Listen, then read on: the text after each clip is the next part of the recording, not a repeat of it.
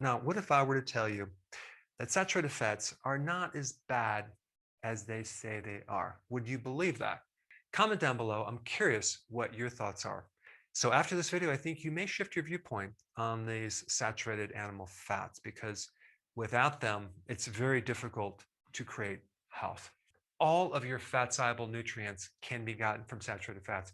And I did a whole video on this. If you haven't seen it, I'll put the link down below.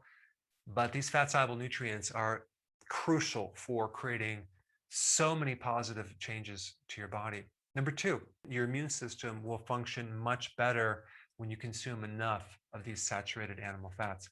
I mean, let's just take vitamin A, which is so important for viruses, okay? And then what about vitamin D? Essential for your immune system. And so going low fat will weaken the immune system. Number three, and this is the biggie, child development, okay?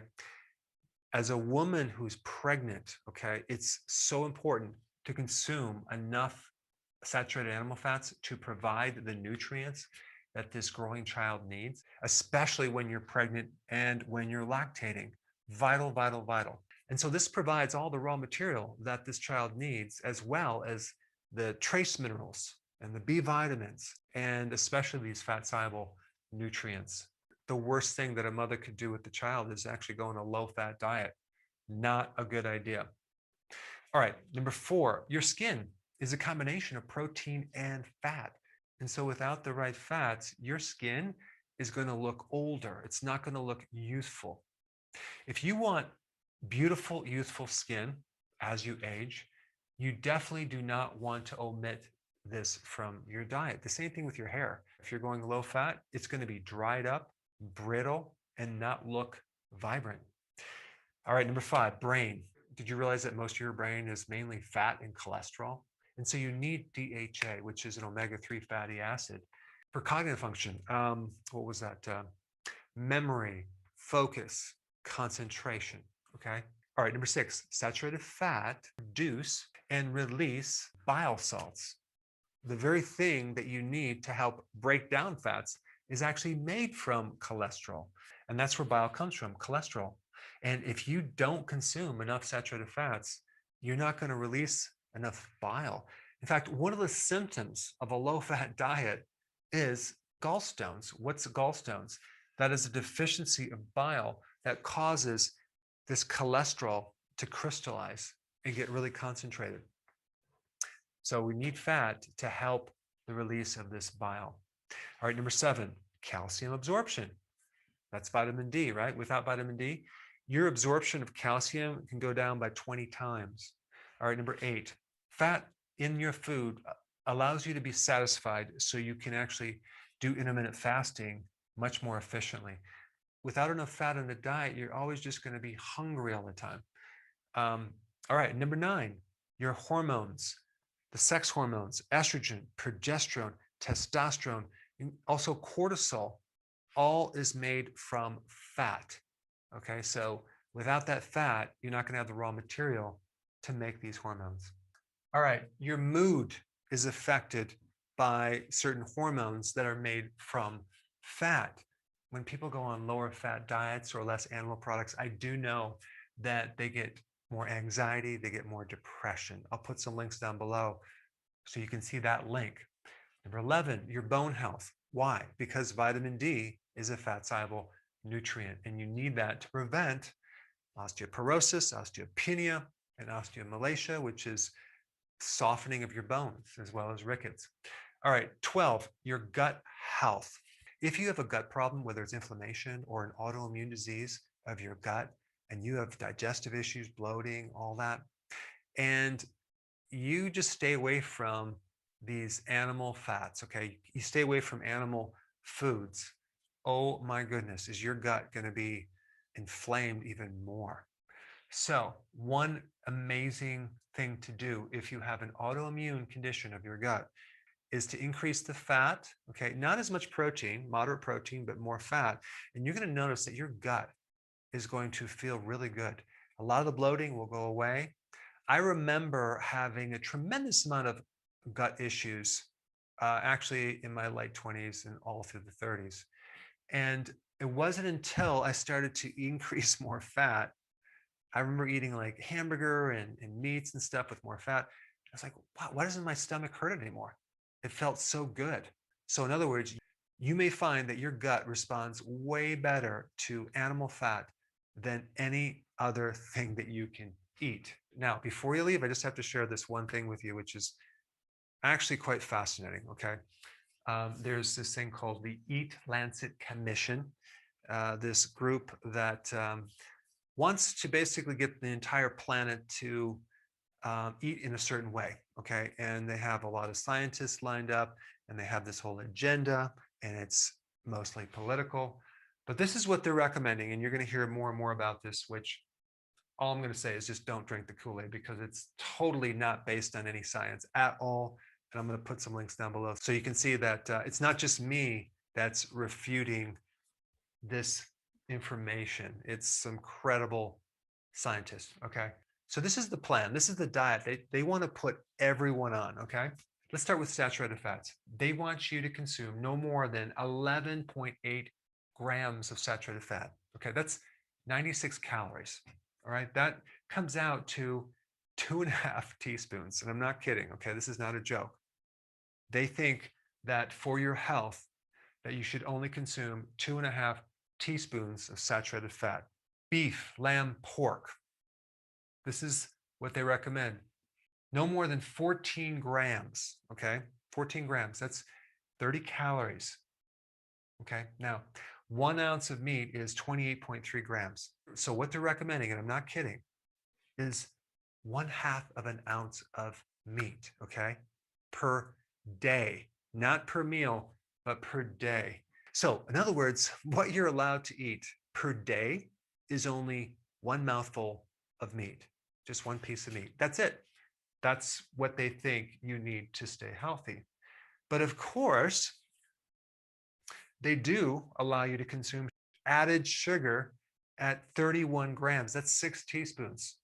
So explain to me how this is going to contribute to your health. And also explain to me their other recommendation of whole grains being 232 grams, okay? That's 811 calories. So they want you to eat more whole grains for your health, okay? And less meat and less saturated fat. Please, please comment down below and explain to me, is there something I'm missing? And so every healthcare provider listening, you owe it to your patients. If you're not a member of the ACC, you owe it to your patients to pay $35 and get the PDF of this article. Read this article and realize that if the ACC allowed this to be published in their journal, tides are turning. The paradigm is shifting. They are admitting that a high-fat diet is not dangerous.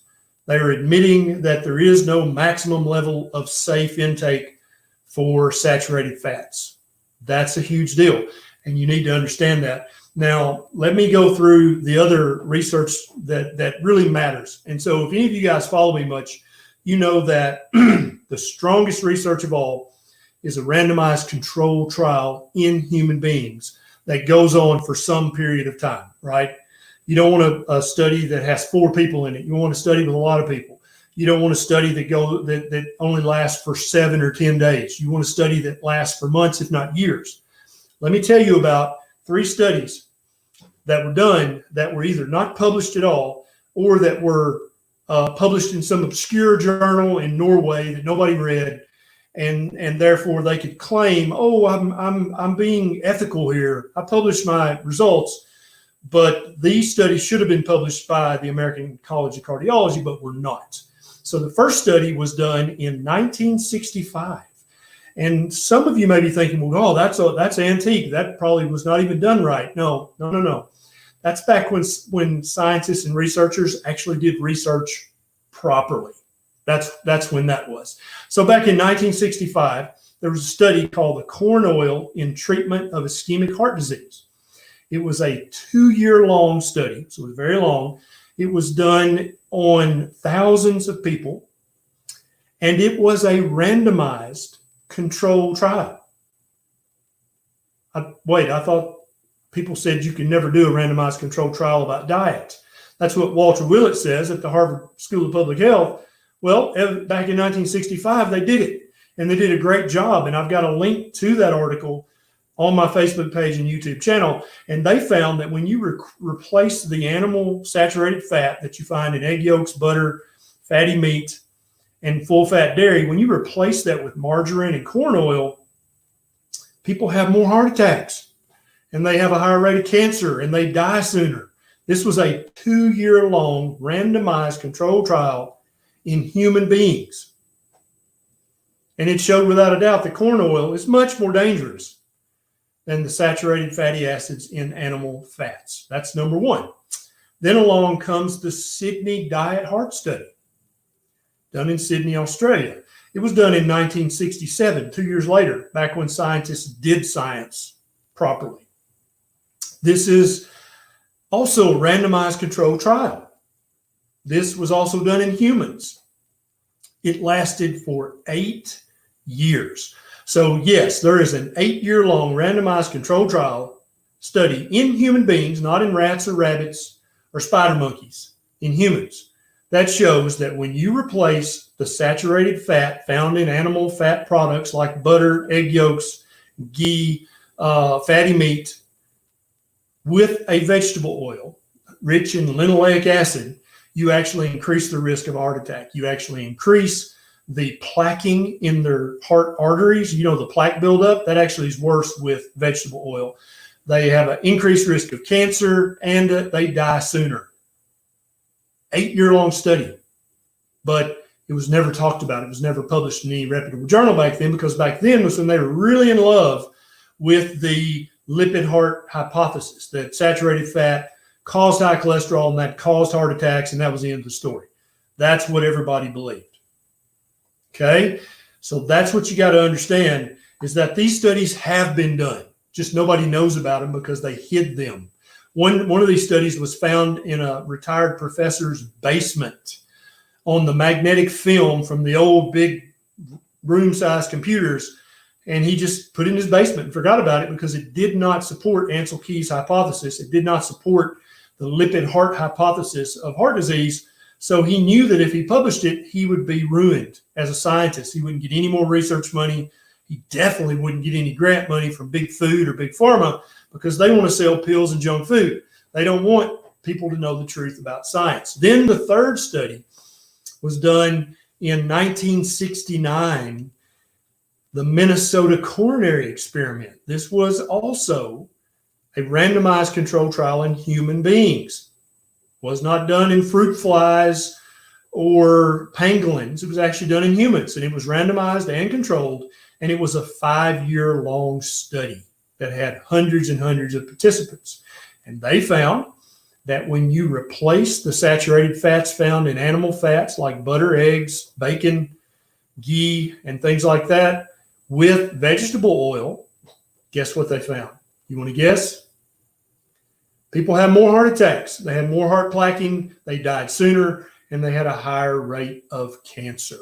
So the entire reason that your doctor or your dietitian or your mama tells you, oh, I heard bad things about keto, you better not eat keto, you'll have a heart attack. Well, there's only one peg they were hanging their coat on. It was full of saturated fat. And this review, and this is not new research, this is basically just an honest review of existing research, is what this is. These guys didn't do any research. So if every single one of these guys is funded by big meat, that's irrelevant, because they didn't do new research. They talked about old research that had been ignored up until the present, kind of like these 3 randomized controlled trials. And one of these trials was double-blinded, the ultimate scientific study, a randomized controlled double-blind study. Okay, so even if the researchers of the Minnesota Coronary Institute, they all had preconceived biases. They thought plant-based was better. They thought saturated fat from animals was bad. That's what they thought that. You can go back and read their bio, and they admit that. But the randomized control part of this study protected the results from their bias and from their paradigm. That's why when they crunched the data, they had 2 choices. either lie and change the data, which they were honorable enough not to do, unlike some of the researchers at the Harvard School of Public Health in recent years. That was option number one, either just tell a big fat lie to support their bias, or just don't publish it. And so all three of these guys chose to either not publish their results or to publish it in some tiny journal in Scandinavia in a foreign language so that nobody would ever read it.